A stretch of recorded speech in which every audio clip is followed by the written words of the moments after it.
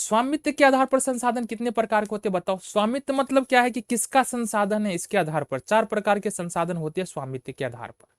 किसी व्यक्ति का आधार है, किसी व्यक्ति के अधिकार में है, किसी देश के अधिकार में है, किसी समुदाय के आधार में है, या अंतर्राष्ट्रीय संसाधन है। 4 प्रकार का संसाधन होता है। व्यक्तिगत संसाधन, सामुदायिक संसाधन, राष्ट्रीय संसाधन, अंतर्राष्ट्रीय संसाधन।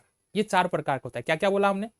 व्यक्तिगत संसाधन, फिर सामुदायिक संसाधन, राष्ट्रीय संसाधन, अंतर्राष्ट्रीय संसाधन। ये होता है सामुदायिक संसाधन। व्यक्तिगत संसाधन किसको बोलेंगे?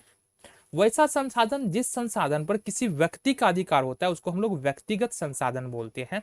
या वैसा, देखो तुम अपने आसपास देखो ना, तुम्हारा मोबाइल फोन हो गया, तुम्हारा घर हो गया, तुम्हारा टीवी हो गया, तुम्हारा रेफ्रिजरेटर हो गया, ठीक है, तुम्हारे घर के अंदर में जितना भी सामान है वो हो गया, तुम्हारा व्हीकल्स हो गया, तुम्हारा बाइक कार जो भी है वो हो गया, सारे सारे कौन से संसाधन है? व्यक्तिगत संसाधन है।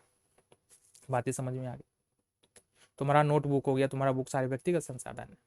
सामुदायिक संसाधन किसको बोलेंगे?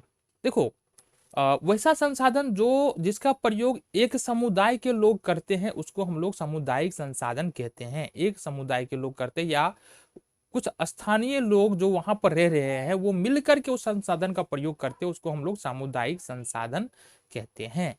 जैसे विद्यालय, विद्यालय में तो बहुत सारे लोग जाते हैं, अलग अलग सरकार गवर्नमेंट का जो विद्यालय है या प्राइवेट जो विद्यालय, उसमें अलग अलग लोगों के बच्चे जाते हैं, अलग अलग धर्म अलग अलग भाषा बोलने वाले बच्चे जाते हैं।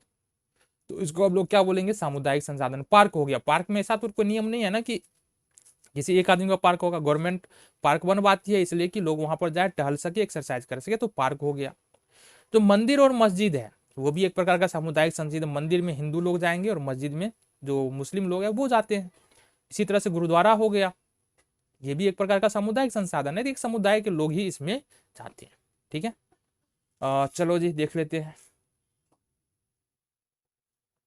उसके बाद राष्ट्रीय संसाधन होता है। राष्ट्रीय संसाधन का मतलब क्या है? एक देश के अंदर में जितने भी संसाधन है सबको मिला दो तो वो कौन सा संसाधन बन जाएगा? वो राष्ट्रीय संसाधन बन जाएगा।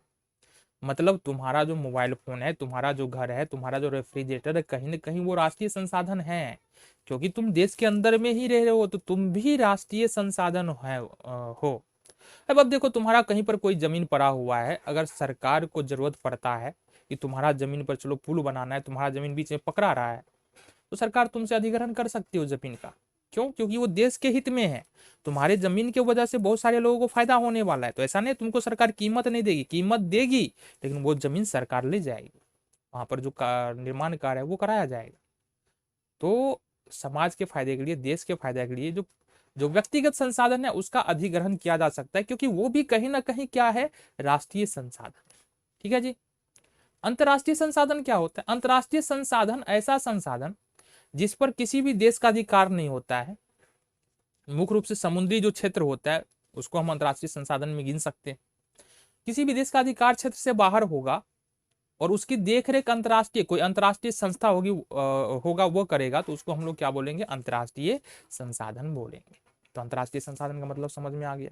ऐसा संसाधन जिस पर अंतर्राष्ट्रीय संस्था, जिसका देखरेख अंतर्राष्ट्रीय संस्था करती है, किसी भी देश का अधिकार नहीं होता है, अंतर्राष्ट्रीय संस्था की इजाजत के बिना कोई भी देश उसमें किसी भी प्रकार का कार्य नहीं कर सकता है, काम नहीं कर सकता है, उसको हम लोग अंतर्राष्ट्रीय संसाधन कहते हैं।